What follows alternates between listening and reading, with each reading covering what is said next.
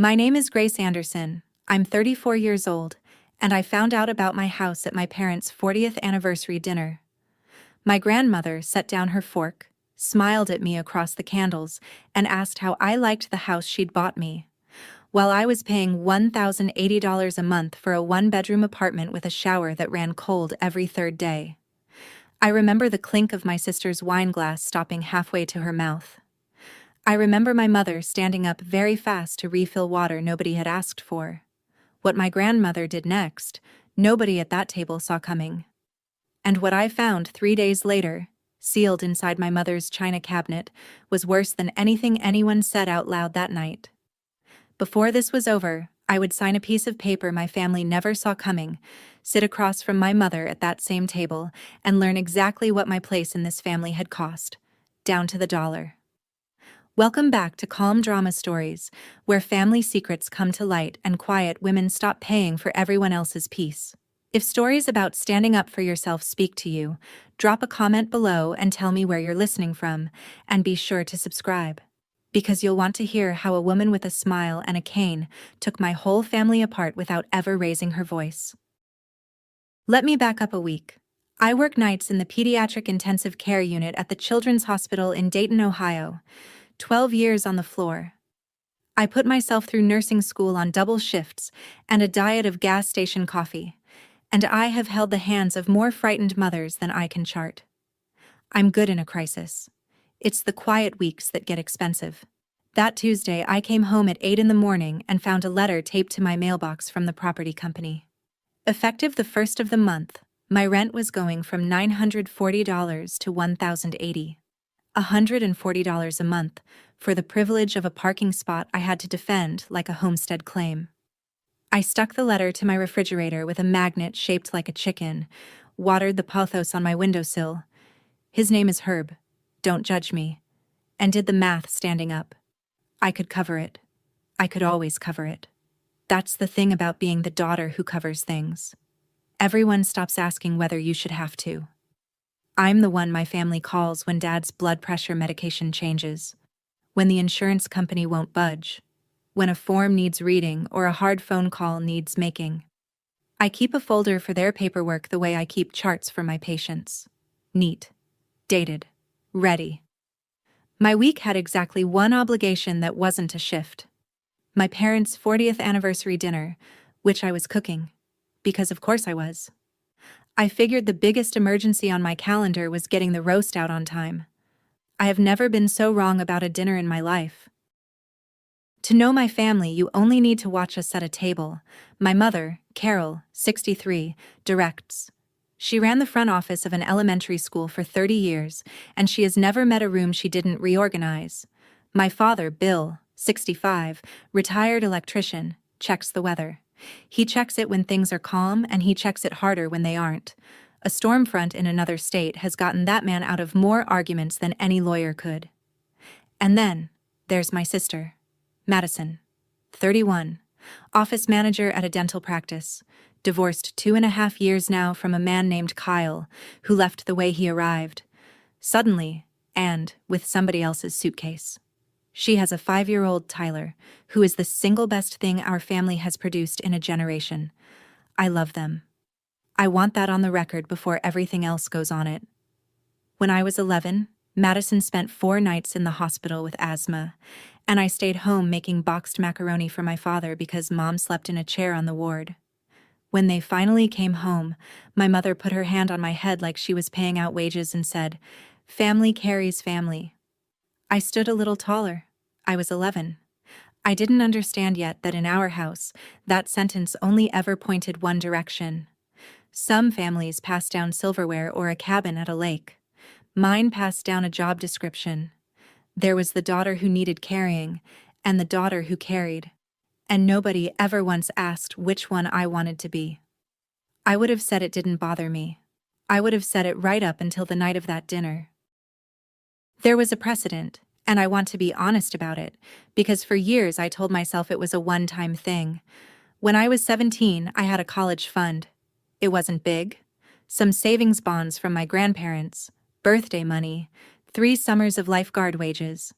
My mother banked for me so it stays safe. The winter I was filling out applications, Madison cracked 2 front teeth on a trampoline, and the orthodontist's estimate read like a mortgage. Braces. Oral surgery. My mother sat me down at the kitchen table and explained that the family was going to borrow from my fund, just for now, and that I was the one who could handle it. I said no. I want you to know that. 17-year-old me looked her in the eye and said that money was mine, and she said something I'd hear again half my life later. She said the account was in her name. Honey. Custodial. For my own protection. There was nothing a minor could do about a custodial account, and by the time I wasn't a minor, the account wasn't anything at all. I worked nights, did 2 years of community college, and walked into nursing school owing nobody in that house a cent, which I mistook for winning. Nobody ever called it stealing. It was borrowing, shifting, helping, tiding over. My family moved money the way rivers move, quietly, downhill, always toward Madison. And here's the part that matters. I knew all this.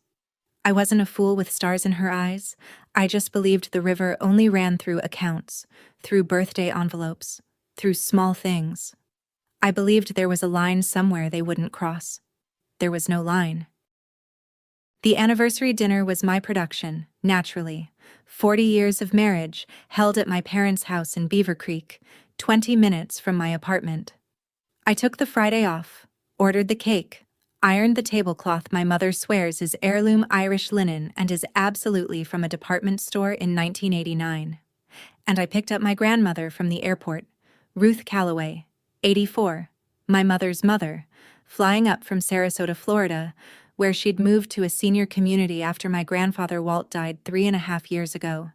They'd farmed soybeans outside Xenia for 50 years, and after he passed, she sold the place, the house, the barn, the 60 acres, and headed for Sunshine. She came off that jet bridge with a cane she used like a walking stick, not a crutch, wearing lipstick and a good wool coat in April. My grandmother has a spine you could plumb a wall with. She hugged me hard at the curb and held on 1 extra second, which I noticed and filed away the way nurses file things. In the car, she asked about my shifts, about Herb the Pothos, about whether my mother still rearranged other people's kitchens. She did not ask about Madison, which was unusual.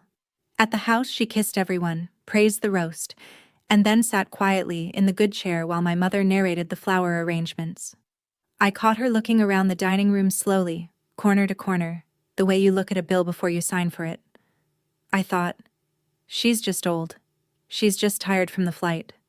I've replayed that look 100 times since. She wasn't tired. She was counting something. And whatever it added up to, it didn't match. Dinner started the way our dinners always start. My father telling the story of the day they met, my mother correcting it, everyone laughing on schedule. Madison had Tyler show off how he could write his whole name, first and last, plus a dinosaur, and honestly, it was the best moment of the night. Somewhere between the roast and the salad, Madison mentioned she was redoing the back patio. At my house, she said, easy as breathing, pavers, maybe a fire pit. My mother beamed. My father said pavers were smart, low maintenance, and I, because I apparently cannot let a quiet moment live, laughed and said, well, don't hire me. My landlord just jacked my rent $140, so my patio budget is a lawn chair on a parking spot. It was a joke. Everybody chuckled. Everybody except my grandmother. I was watching her because I'd been watching her all night, and I saw the joke land on her like weather. She stopped chewing. She looked at me. Not a glance. A look. The kind she used to aim at a soybean field before a hailstorm. And then she looked at my mother, and something in her face closed like a ledger. She set her fork down slowly, deliberately, the way you'd lay a flag on a coffin. The table kept talking. Tyler wanted more rolls. My father was saying something about sealant. And over all of it, my grandmother sat perfectly still with her hands folded, waiting for a gap in the noise, patient as frost. I felt it coming before I had any idea what it was. 12 years in an ICU teaches you the sound a room makes right before the alarms go off. The gap came when my mother stood to clear the salad plates. My grandmother smiled, And I want to be precise here, because that smile is burned into me. She smiled the way you smile at a child you love who has just told you an obvious lie. Then she turned to me and said, "So, how do you like the house I bought you?" I blinked. What house? I still live in my tiny apartment.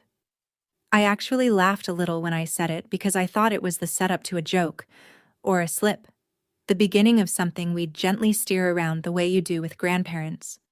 Nobody laughed with me. The room went silent. And I mean, silent. Fork scrape, silent. Furnace hum, silent. And then every eye at that table turned to my parents. Not to Grandma.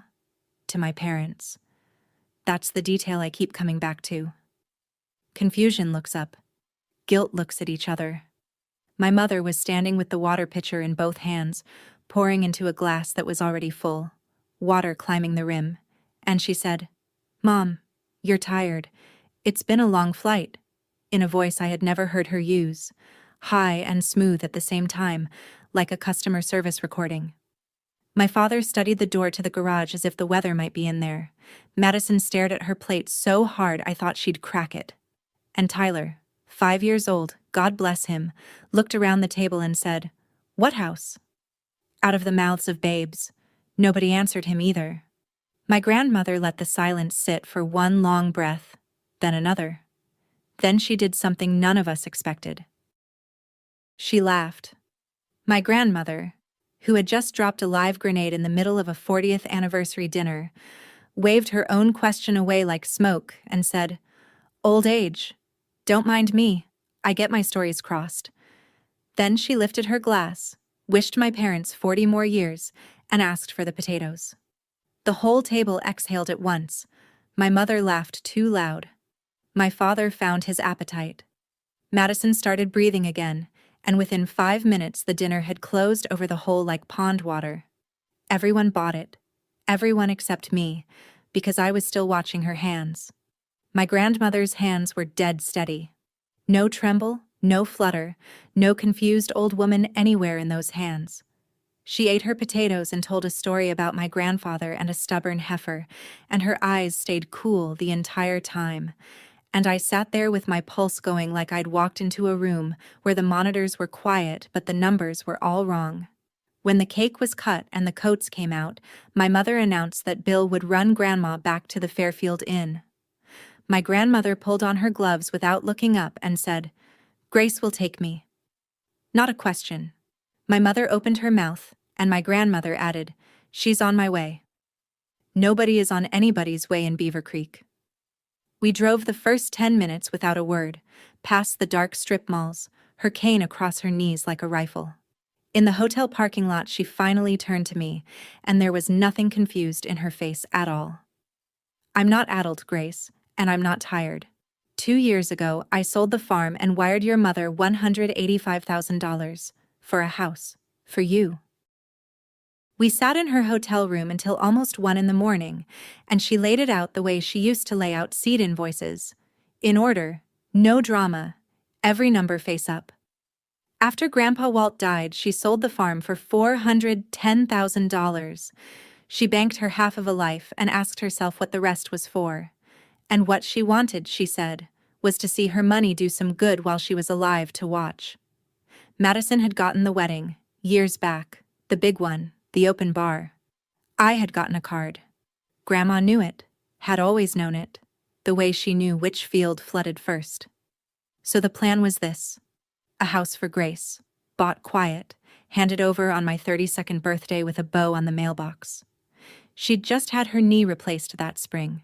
She couldn't fly, couldn't stand at a closing table in Ohio. So when my mother volunteered to handle everything, the search, the paperwork, the keys, Grandma thanked God for a capable daughter and wired the money north. $185,000, with the purpose written right on the transfer memo. Then she waited for her phone to ring. It never did. What arrived instead, 2 weeks after the closing, was a thank you bouquet. Lilies and white roses, a florist's card signed with my name. "I kept that card," she said, and pulled her purse into her lap. "It's the only thank you I ever got from you, And it didn't sound like you. You'd have called me. You'd have cried and made it awkward, like a proper granddaughter. She held the little florist card out to me, and my hands went cold. I had never sent my grandmother flowers in my life. Somebody had been writing my lines for 2 years. I wanted to know what else I'd said. Here is how you keep a stolen house standing for 2 years. You build a fence around every conversation. My mother had told Grandma a story, and the story was me. Grace is overwhelmed, Mom. Grace is private about money. You know how proud she is. And the load-bearing beam of it. Grace begged us to keep the house quiet. Because Madison just went through the divorce, and she can't bear for her sister to feel small. Don't mention it on the phone. Let Grace bring it up when she's ready. My grandmother, a woman raised on tact the way other people are raised on scripture, honored that for 2 years. She thought she was protecting me. Every polite silence was a brick, and my mother had gotten my own grandmother to lay them. Once, early on, Grandma slipped. She asked me on the phone, "Are you settled in, sweetheart?" I'd just moved apartments that fall. The new 1-bedroom, the cold shower. So I chirped, "Yes, I love it. It's small, but it's mine." My mother was apparently in the room in Sarasota when Grandma repeated that back later, wondering out loud why I'd called a 3-bedroom small. And my mother laughed and said, "That's Grace. She'd call a castle cozy," and changed the subject. When Grandma's doubts got louder, no photos, no housewarming, no address for Christmas cards that wasn't my old one, my mother had an answer for that too. "Mom, you were on pain pills half that year. You're remembering it sideways." They used her new knee against her. They used my own voice against her. Let me ask you something before I go on, because I've wondered about this every day since. Has your family ever written your lines for you? Thanked somebody in your name? Stayed silent in your name? Apologized in your name? Tell me in the comments and subscribe, because what I found 3 days later in my mother's china cabinet I am still not over. In that hotel room, my grandmother asked me the only question that mattered. "What do you want to do, Grace?" I didn't answer her right away, and she didn't push. She just told me one more thing, and it's the thing that finally got through the professional calm I wear like scrubs. She said that when she wired the money, she also wrote a card. By hand, at her kitchen table in Sarasota, with the good pen Grandpa gave her the year they paid off the tractor. She sealed it, wrote my name on the front, and mailed it to my mother with one instruction. "Give this to Grace, with the keys." She even remembered what she wrote, word for word, because she'd drafted it twice to get it right. "For Grace, so you never have to ask anyone for a roof again. Love, Grandma." So you never have to ask. She said my grandfather hated debt more than hail, and that the two of them used to lie awake in the bad years listening to the mortgage breathe down the hall like a third person in the house. A roof nobody could call in. That was the whole gift. That was the entire point. I asked her if she'd ever seen that card again, and she said no. She assumed it was in a drawer of mine somewhere, saved, because that's what I'd do. She was right. That is what I'd do. I have every card she's ever sent me, rubber-banded in a shoebox with the sympathy notes from Grandpa's funeral. There was no card in my shoebox, because the card had never reached me, and until that night I hadn't known to miss it. I stood up and got my coat. She asked where I was going at midnight, and I heard my own voice come out flat and level, my code blue voice. "I need to see the house. Tonight." The address was easy to find. I'd been mailing birthday cards to it for 2 years. 214 Meadowlark Lane, Fairborn, 15 minutes from my parents' place. I parked across the street at 10 past midnight and sat there with the engine ticking. A small brick ranch, 3 bedrooms, the porch light burning gold over a welcome mat shaped like a sunflower. Madison's wind chimes, the ones from her old apartment balcony, hung by the door, dead still in the cold. On the driveway, in fading sidewalk chalk, somebody small had drawn a rocket ship and a stick family of 2. I sat in my car looking at my house with my sister's whole life inside it, and the worst memory of the night rose up quiet as floodwater. 2 years ago, I helped her move in. I took a Saturday off after a night shift, and I carried her couch through that red front door. I hung Tyler's curtains, the ones with the planets. I brought a housewarming gift, a cast iron skillet, because Madison never owns one. And I stood in that kitchen drinking store-brand lemonade while my mother told everyone how blessed we were that the down payment had worked out. I'd asked, once, where the money came from. A little 3-bedroom, no mortgage sign, no lender's paperwork on the counter. And my father, checking the weather on his phone, said Grandma's land money helped. Some of Grandpa's old parcels. You know how it is. It had sounded exactly true. It was even half of it true. I carried boxes into my own stolen house and thanked them for letting me help. My phone lit up on the passenger seat. My mother. Coffee tomorrow? Just us girls. We should talk about Grandma. She's been confused lately. I went to coffee. I want to be clear that I went knowing, and I sat in my parents' kitchen in Beaver Creek with my hands around a mug I didn't drink from because the nurse in me wanted vitals before a diagnosis. My mother worked through her opening like she'd rehearsed it in the shower. Grandma's getting up there. Grandma's been muddled since the knee, since Walt, since the move. Grief does strange things. It might be time to talk about her affairs. As a family. She said, as a family, the way some people say amen. Then she reached across and squeezed my wrist and said the money question was complicated, sweetheart. That Grandma's gift had really been for both you girls, in a way. That Madison had nowhere to go after Kyle left. There was a baby to think about. And things had just moved fast. I let her finish.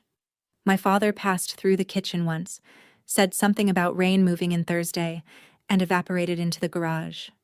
I asked one question, and it wasn't rhetorical. Whose name is on the deed, Mom? She refilled my mug I hadn't touched. Houses, names, that's just paperwork, Grace. What matters is, family has a roof. There it was. My whole life, in one sentence.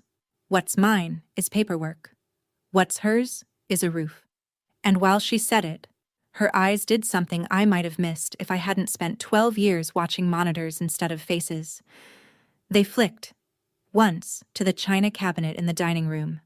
The tall oak one, the one with the drawer where 40 years of this family's paper lives. Then the phone rang, the neighbor about the fence line, and my mother stepped out to the yard with her voice going bright. I stood up. I know that drawer. I've done their taxes at that dining room table for 10 years. I know it the way I know the crash cart. 3rd drawer down, deeds and titles in the green folder, insurance in the red. I'm not going to pretend my hands weren't shaking. The green folder had a new manila envelope in it, unlabeled, and inside that envelope was the whole machine. The settlement statement for 214 Meadowlark Lane, closed 25 months ago. Purchase price? $185,000, paid in full, no lender. The deed, recorded at the county, grantee's name typed clean as a verdict, Madison A. Brooks, unmarried woman. A printout of the incoming wire from Ruth Calloway, and there in the memo line, in my grandmother's dictation, the words, for Grace's house. And underneath all of it, at the bottom of the envelope, a small square shape I knew before I touched it. A greeting card envelope, ivory, gone soft at the corners. Just my name on the front in my grandmother's upright farm ledger hand, Grace, still sealed. 2 years in a drawer, 8 feet from where the family eats Thanksgiving, and nobody had even bothered to open it. I don't know why that was the thing. Not the deed, not the wire. But that was the thing. I photographed every page with my phone, put the folder back exactly as I found it, and I took the card, because it had my name on it and it was mine. I read it in my car in the driveway. For Grace, so you never have to ask anyone for a roof again. Love, Grandma. I was still sitting there when my mother tapped on my window, waved, warm as July, and said through the glass, Family carries family, Grace. Remember that this week. Then she smiled and went inside, warm as ever. A work order, delivered with a wave. I gave it one day. Then I knocked on the red door I'd once carried a couch through. Madison answered in dental office scrubs with her hair in the same crooked bun she's worn since middle school, and when she saw my face, she stepped back like the porch had tilted. We did it in the kitchen, quietly, because Tyler was building something loud out of blocks in the living room. I asked what she knew, and to her credit, the only credit I could give her that day, she didn't perform. She knew the money came from Grandma's farm sale. Mom had told her Grandma wanted to help while she was still alive to see it. And when Madison asked once whether she should call and thank her, our mother said no. Grandma hates a fuss, honey. Don't make it weird. It's handled. So she didn't ask again. She signed where the title company flagged and moved her broken life into a free house and chose, every single day for 2 years, not to wonder why a farm-proud 82-year-old woman had never once come to see the thing she bought. "Would you have asked?" she said, and her voice cracked. "If it were you? A house, Grace. I had a baby and half a savings account, and Kyle took the car."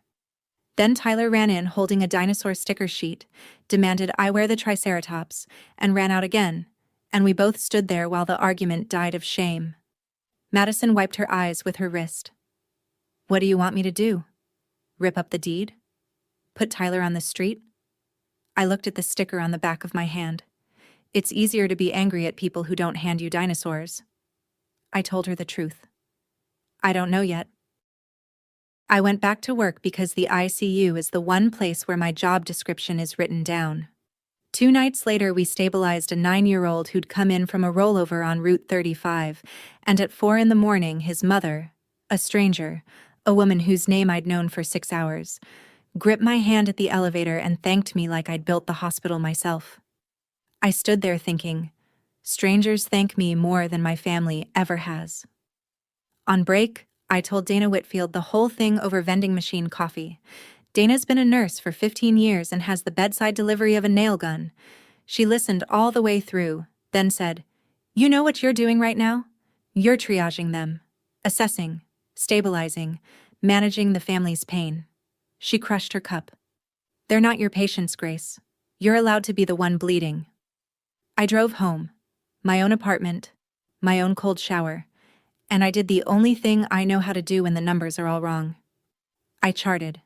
I opened my laptop and built a timeline, because nurses chart for a reason. Memory lies. So do mothers. Every entry got a date and a source. The farm sale. The wire. 25 months ago. Memo line and all. The closing. The deed. The recorded transfer. The florist card. The phone call where my "I love it" got clipped out of my mouth and stitched into their story. My rent letter. Their patio pavers. When I was done, it was 4 pages, no adjectives, and it read exactly like what it was. Not a misunderstanding, not a family being complicated. A plan, executed by people who knew me well enough to know I'd be too useful to suspect them. My grandmother, it turned out, had not spent 2 weeks in Ohio just to eat cake. Before she'd even boarded the flight north, she had found herself an estate attorney in Dayton, Patricia Vance, a woman of about 55 who wears reading glasses on a chain and wastes absolutely nothing, including sympathy. I drove Grandma to the appointment and planned to wait outside, and Grandma said, "You'll come in. It's your gift." And that settled the seating. Vance went through my timeline page by page like a surgeon reading films, and when she got to the wire memo, she actually tapped it twice with her pen. For Grace's house, in writing, on a bank record, with corroborating emails and a handwritten card. She looked up. "I do this for a living, and I want you to hear me. This paper trail is unusually clean. Money entrusted for a stated purpose and converted to another use. That's not a family squabble, that's conversion. Civilly, it's very winnable. Depending on how the county prosecutor feels, it may be more than civil." The word criminal sat down at the table with us, and nobody asked it to leave. Vance laid out the ladder. First, a demand letter. Return the $185,000 within 30 days. Then a civil suit if they stalled, with a referral option on the table. Then my grandmother did the thing I didn't expect, the second time in a week. She folded her hands, looked at Vance and said, "None of it moves without Grace. It was her gift. She decides how hard we swing." Everyone turned to me. I asked for a few days. I drove home, walked up my stairs, and found 6 voicemails waiting, all from my mother. I called her back once that night, and I'm glad I was sitting down. It went in stages, like watching weather move across a field. Stage 1 was outrage. A lawyer, Grace? You took your grandmother to a lawyer? Over family? As if the lawyer were the crime and not the thing the lawyer was for. Stage 2 was revision. It was a misunderstanding. The gift was always meant flexibly. And then, I swear this is true, she tried. We did it this way to protect you from the gift taxes. I do the paperwork in this family, so that one didn't survive contact. I said, there's no tax on that gift, Mom. It's under the lifetime exemption and you know it, because I'm the one who explained that to you when Grandma sold the farm. Silence on the line, 3 seconds of it. And that's when I got the truth. Because stage 3, with my mother, is always the truth. Said like a slammed door. Her voice dropped into a register I'd only ever heard aimed at other people. Fine. Yes. We used it for Madison. She was drowning, Grace. She had a baby, and that man left her with nothing. A beat. And then, flat as a nutrition label? You didn't need it. Not an apology. Not even a defense, really. A policy statement. You didn't need it. I stood in my kitchen listening to my mother explain that my inheritance from a living, breathing grandmother had been means-tested at her dining room table without me, and I understood, finally and completely, that this had never been a mistake anyone was going to fix. It was a system, working exactly as designed. I said goodnight. Then I sat down and made a decision about the letter. My father showed up at my apartment the next evening holding his cap in both hands like a man at a funeral home. I made him decaf. He sat on the edge of my couch, the couch's twin lives in Madison's living room, in my house, but I didn't say that. And he asked me to make it stop. That was his phrase. Make it stop, Gracie. He said my grandmother was old, that this lawyer business would poison whatever years she had left, that a family can survive anything except a courtroom. Then he made his offer, and it was so sad I had to look at Herb on the windowsill to keep my face still. Tell her it was a misunderstanding. Tell her you knew about the house and you were fine with it. She'll settle down. She'll rewrite whatever she needs to rewrite. Madison keeps a roof, and I will pay you back myself. Every cent. I promise you that. A 65-year-old retired electrician on a fixed pension, promising me $185,000 in the same voice he used to promise the water heater had another winter in it.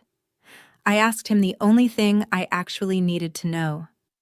You were at the closing, Dad. You knew the deed said Madison. 2 years of Sunday dinners, and you watched Grandma get managed like a bull in a chute. Why? He looked at his shoes for a long time. Your mother was sure it was right, he said finally. And you're strong, Gracie. You've always been the strong one. Madison isn't. There it was again. The family math. The whole cosmology. He hugged me at the door on his way out. I love my father. That hug felt like a receipt. Madison came the day after, and she brought Tyler. And I will never fully forgive her for that, because it worked the way she knew it would. Tyler barreled in with a drawing. My house, he announced, a brick rectangle with a red door and a rocket ship, and off to the side, holding a stick balloon, a tall figure labeled Aunt Grace. He put it on my refrigerator himself, under the chicken magnet, right next to my rent letter, and then went to negotiate with Herb. Madison stood in my kitchen and half apologized in the way our family apologizes. Sorry as a preamble, sorry as throat clearing. Then she got to it. Mom says if you sign a letter saying you knew, that you were okay with it, this all goes away. Grandma calms down. Nobody sues anybody. We're a family at Christmas. She even had the grace to look sick while she said it. I asked if she'd read the letter. She said Mom had it ready, that it was short. Of course it was short. It only had one job. To move the lie out of their mouths and into mine. Signed. Notarized. Permanent. My mother had asked with a work order. my father with a promise he couldn't keep, and now my sister with a 5-year-old and a crayon drawing. 3 people I love. 1 week. All holding out the same pen. If you've ever held that pen, if the piece in your house always seemed to cost exactly one person everything, and that person was you, tell me in the comments what you did, because I read everyone. And stay with me, because Saturday came, and I didn't bring a pen. Here's what I keep circling back to, though. Everyone in my family suddenly wanted my signature. Nobody had ever once wanted my name on anything before. The night before I decided, I sat with my grandmother in her hotel room, and she told me where all of this started, because she said I deserved to know what I was actually up against. It wasn't greed, she said. It was older than that. When my mother was 16, my grandfather's tractor rolled on the back slope of the Zinnia place and took his left leg below the knee. 1979. No disability check for a self-employed farmer, no neighbors who could spare more than a casserole. So my grandmother did what the ledger demanded. She took the night shift at the fairgrounds cannery and handed Carol, age 16, the house keys and 2 little brothers. I'd leave at 4 and come home at 2 in the morning, she said, and the dishes would be done and the boys would be fed, and I would tell her, every night, Grace, like a prayer, "You're my strong one." I thought I was giving her a medal. She looked down at her hands, at the wedding band gone thin as wire. I was giving her a bill. She paid it for 6 years and nobody ever paid her back, and she has spent 40 years since making sure the bill lands on somebody, because if the strong one doesn't have to carry it all, then what was her girlhood for? She met my eyes. I invented the thing that's eating you. I taught your mother that love in this family flows toward whoever's drowning, and the swimmer gets a compliment. She was quiet a moment. I'm 84. I don't have time to be tactful anymore. She wasn't rescuing me, I realized. She was paying down her own debt. There's a difference, and it mattered. The letter arrived in my mailbox the next day, hand-delivered. No stamp, just my name in my mother's handwriting, which tells you she drove 20 minutes to avoid saying any of it to my face. Inside was a single typed page, drafted for my signature. I, Grace Anderson, was informed of and consented to the use of funds provided by Ruth Calloway toward the purchase of the property at 214 Meadowlark Lane. It read like she'd typed it with gloves on. Clipped to it, a sticky note in her round, cheerful hand. Sign it and come to Sunday dinner. We'll put this behind us. Behind us. As if the last 2 years were a pothole and not a road they'd paved themselves. I sat at my kitchen table that night with 3 pieces of paper laid out in a row, and I'm not ashamed to say I sat there a long time. On the left, the letter. Sign it and I keep my family, whatever that word was still worth. Every holiday intact. Every Sunday dinner warm, and the lie becomes load-bearing forever, with my name holding it up. In the middle, my phone, open to the photos of the deed and the wire. On the right, my grandmother's card, ivory and soft-cornered. So you never have to ask anyone for a roof again. 2 versions of me on one table, the one who covers things, and whoever was on the other side of that. Around midnight, I noticed the strangest thing about the letter, the detail my mother would never understand. It was the first time in 34 years that anyone in my family had needed something only I could give. Monday morning, I called in a personal day. There was a signature I needed to give. It wasn't theirs. Patricia Vance's office smells like paper and lemon oil, and on that Monday morning, it was the calmest room I'd stood in for 2 weeks. She had the affidavit ready. It was not long, and every line of it was true, which is a strange thing to notice about a document until you've spent days holding its opposite. I, Grace Anderson, was never informed of the gift. I never received it. I never consented to its diversion. I attached my timeline and the photographs of the settlement statement, the deed, the wire memo with my name in it. A notary in a cardigan watched me sign, stamped it with the little embossing squeeze that makes everything real, and that was that. No thunder. It felt, if you want the truth, like calling a time of death. The moment itself is quiet and procedural, and it only breaks you later, in the parking lot. Vance walked me through what came next in her flat, kind voice. The demand letter would go out that week. Certified mail. Return $185,000 within 30 days, or face a civil action for conversion, with all supporting documentation, meaning my affidavit, attached. They'll know it's you the moment they read it, she said, not as a warning, just as fact. I nodded. That was, in a way I couldn't have explained to her, the entire point. I had spent my whole life being the name my family never put on anything. They'd put me on a florist's card, on a script, on a lie, 2 years long. Now my name was on the truth, notarized, and no amount of Sunday dinners could unsign it. I sat in my car in the lot and breathed. The letter would land in my mother's mailbox by Thursday. Thursday night, my phone started. The voicemails came in cycles, like contractions. Thursday night was fury. How could you, after everything this family has done for you, which was a sentence I turned over for a while like a strange rock. Friday morning was tears, my mother's voice wet and wounded, asking what kind of person sends lawyers after her own mother, which was a remarkable framing, given the direction the money had traveled. Friday night was ice. We got the letter. I hope it was worth it. Your father can't eat. I didn't call back. Not out of cruelty. I'd just finally noticed that every conversation with my mother was a room she'd already arranged, and I was done walking into arranged rooms. By the weekend, her version was in circulation. My cousin Beth texted me a screenshot from the family group chat I'd apparently been removed from. Grace is suing her own mother over a misunderstanding about Grandma's money. Poor Ruth is being taken advantage of by a lawyer. Aunt Sharon, my father's sister, a woman I'd driven to 2 colonoscopies, sent me a single line. Hope you're proud of yourself. Sunday came, and for the first time in my adult life, Sunday dinner in Beaver Creek happened without me. I know because Madison, out of habit or guilt, posted a photo of Tyler holding a biscuit, and behind him you could see the table, fully set, with one chair pulled out and empty like a tooth. I did not respond to any of it. No corrections in the group chat, no counterstory, no screenshots of the deed fired back like artillery. The truth was already traveling by certified mail. It didn't need my help.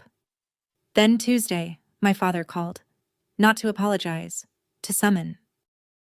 He used his careful voice, the one for ice storms and power lines. Saturday, at the house.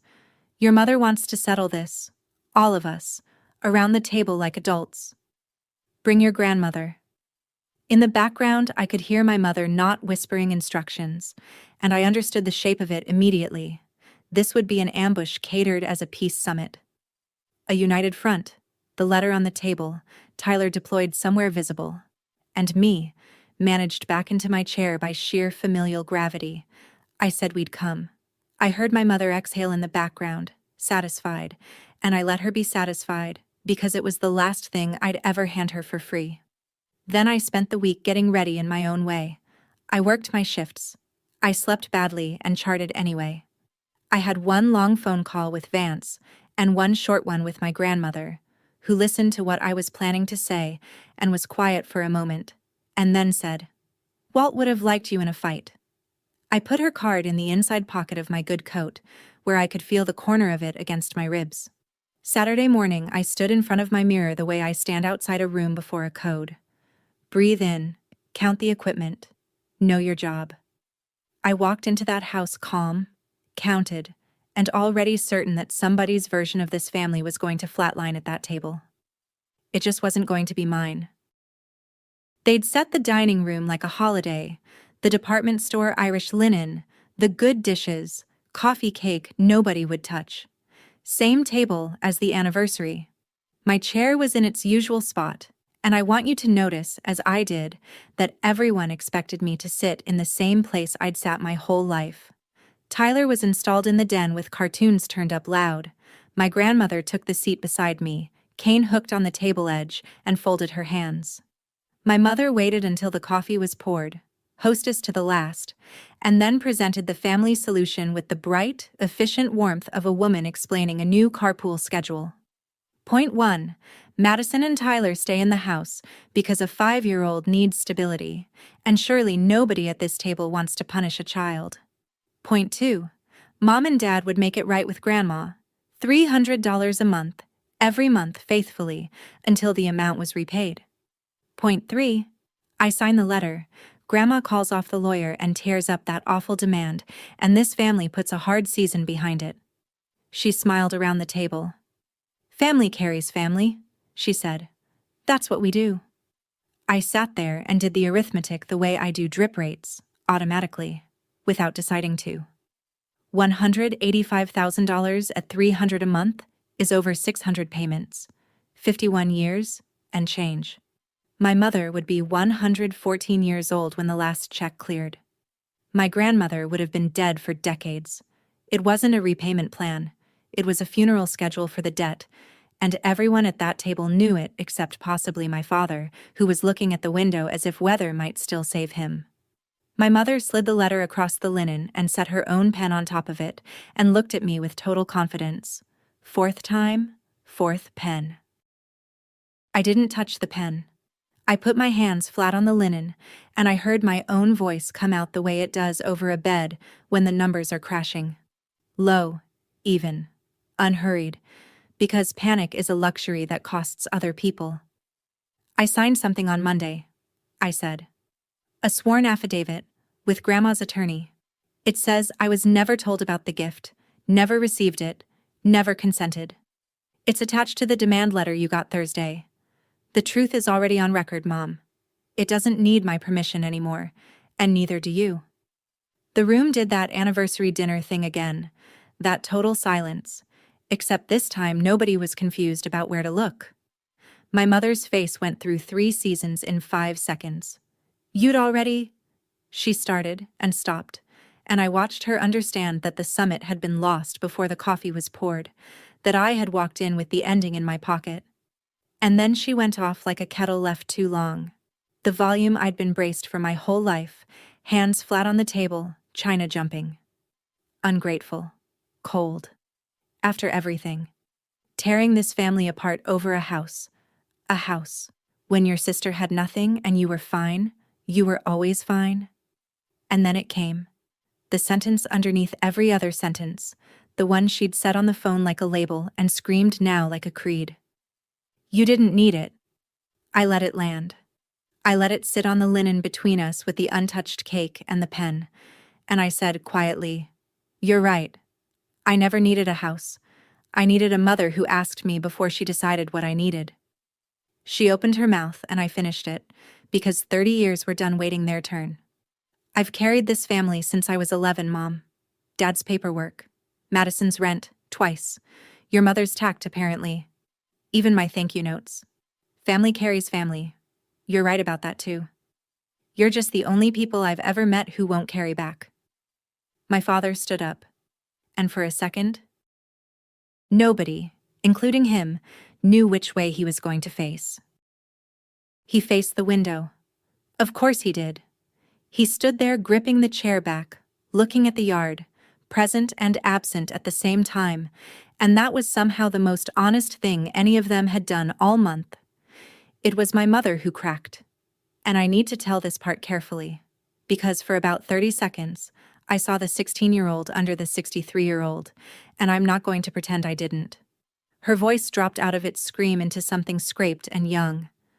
Nobody ever bought me a house, she said. I was 16 when Daddy's tractor rolled. I raised 2 boys on a stove I could barely reach while she, a hand toward my grandmother, not quite pointing, worked nights at the cannery. I gave up my spot at nursing school. Did you know that?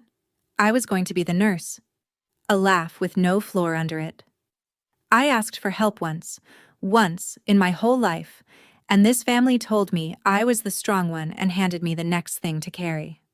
So no, Grace, you don't get to be the first woman in this family who puts herself first. That is not how this works.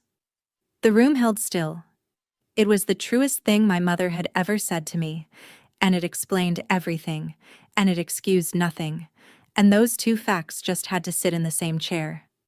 Then my grandmother spoke, for the first time since we'd sat down, very quietly, to her daughter. She's not the first, Carol. She's the first one I got to stand behind. I couldn't afford to stand behind you. It's the worst debt I ever carried, and I am paying it now to her, because you won't let me pay it to you." My mother looked at her mother for a long, terrible beat. Then she froze over, the cracked ceiling shut in front of us, and turned to me with a face like a locked door and said, "If that affidavit reaches a courtroom, you are no daughter of mine." The price, spoken out loud at last.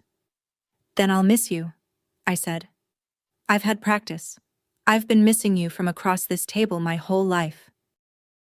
Madison made a small sound, and I turned to her, because the next part was hers, and mine, and I'd been carrying it all week like the card in my coat. "Here's what I came to say," I told the table. "One condition, and it's not negotiable, and it's not what any of you think. The money gets repaid to Grandma. By the people who took it. Not by Tyler's roof. The debt belongs to this table, not to a 5-year-old's bedroom." My mother blinked. Madison stopped breathing. "Madison, you get 6 months. Walk into a bank and put a mortgage on that house in your own name, and every dollar of it goes back to Grandma. Mrs. Vance will paper it.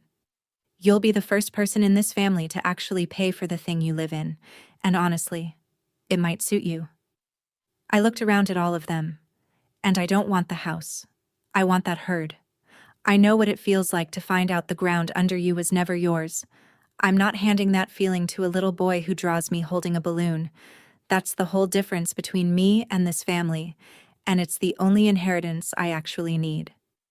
My grandmother reached over and put her hand on mine, that thin wedding band pressing warm against my knuckles, and said to the room, in her seed invoice voice, "That was always the point of the gift, so she never has to ask." Then Madison cracked. Really cracked. Not the family half apology, but the whole thing. Ugly and wet. "I should have asked where it came from," she said, to Grandma first, then to me. "A free house doesn't happen to people like me. I knew that. I didn't want to know it, so I just didn't ask. I'm sorry, Grace. I've been sorry since the anniversary and too much of a coward to spend it." First honest sentence anyone in that family had spent on me in years. My mother said nothing at all. And her silence was new. Not the punishing kind she aimed, but the kind that happens when the script runs out and there are no more pages. I left before dessert. There was a symmetry to it I didn't plan and don't regret. A month earlier, I'd sat at that table while a lie collapsed over the cake, and now I stood up while the truth settled over it. And both times, nobody quite knew the etiquette. I kissed my grandmother's cheek. I stuck my head into the den, where Tyler was upside down on the couch, and told him I owed him a pizza, which is the only debt in this story that got settled that same week. My father followed me out onto the porch, the way he does, hands in pockets, scanning a clear sky for something to talk about instead. "She'll come around, Gracie," he said. "She just needs time. You know your mother." I did know my mother. That was the whole problem. I'd known her my entire life, and had only just now met her. "I'm not waiting anymore, Dad," I said, and it came out gentler than I expected, which is how I knew it was true. Waiting was the only thing I ever did for free. He didn't have a weather report for that. I got in my car, and my grandmother's card sat on the passenger seat where a person would sit, and I backed out of that driveway past the basketball hoop my father put up for Madison and never took down. In the rearview mirror, the porch light of the house I grew up in got smaller and smaller, and I kept waiting for that to hurt more than it did. 5 months. That's what it took for every piece of paper to find its right name, which is faster than Vance predicted and slower than my mother wanted. There was no courtroom. Certified Truth has a way of negotiating for you. Faced with a conversion suit they could not win and a paper trail with their own signatures on it, my parents refinanced the Beaver Creek house they'd owned, free and clear since I was in high school. It covered most of it. Madison covered the rest the way I asked. She walked into a credit union scared to death, with 2 years of dental office pay stubs and a folder I helped her organize, because apparently I can be angry at my sister, and still alphabetize her tax returns. And she signed the first mortgage of her life on the house she lives in her own name. 214 Meadowlark Lane finally started getting paid for by the woman who lives in it. The wire back to my grandmother cleared on a Tuesday in October, $185,000, and Vance closed the file with no referral because the point had never been handcuffs. The point was the ledger, and the ledger was finally true. My mother has spoken to me once since that Saturday. A Christmas card, the kind with a cardinal on it, signed Mom. No note. I sent one back. Signed Grace. 2 women. One stubborn alphabet between them. Maybe that changes someday. The force that made her is still in her. I've stopped pretending I can nurse it out. My father calls on Sundays and talks about the Bengals and never, ever, about the weather in that dining room. Madison and I get coffee once a month. No scripts, both of us learning this strange new dialect of sisters who tell each other the truth. Tyler still has his rocket ship driveway. He'll never know what it almost cost. And that, right there, is the whole victory. And my grandmother gave the gift again. Properly this time, a transfer with my name on it, gift letter drafted by Vance, witnessed. Taxed at exactly nothing, exactly as the law always allowed. I'll tell you the embarrassing part, because this story doesn't work without it. My first instinct was to refuse. I actually said, "Grandma, I can't take this." Out loud, like a reflex, like a knee under a little hammer. 34 years of training announcing itself. My grandmother looked at me for a long moment and said, "Try again." So I tried again. I said thank you. It took everything I had. In December, I closed on a house. 9 showings, my own inspector, my own signature on every line. A little brick place 10 minutes from the hospital with a kitchen window that gets the morning sun. Herb the pothos lives on that windowsill now, thriving, smug. And taped inside the cabinet door where I keep my coffee mugs, where I see it every single morning before a shift, is an ivory card, soft at the corners, 2 years late, and right on time. For Grace. So you never have to ask anyone for a roof again. Love, Grandma. I never framed it. Frames are for things that are finished, and I read it like instructions. If your family only loves you for what you can carry, put it down, because the people who truly love you will pick up the other end, and the ones who just stand there watching were never lifting anything at all. That's my story. A question over an anniversary cake, a sealed card in a china cabinet, and one signature my family never saw coming. If you've ever been the strong one, the one whose share got quietly rerouted because you'd manage, I'd truly love to hear your story in the comments. And if you want more stories about quiet women who stop paying for everyone else's peace, subscribe and turn on notifications. Thanks for listening.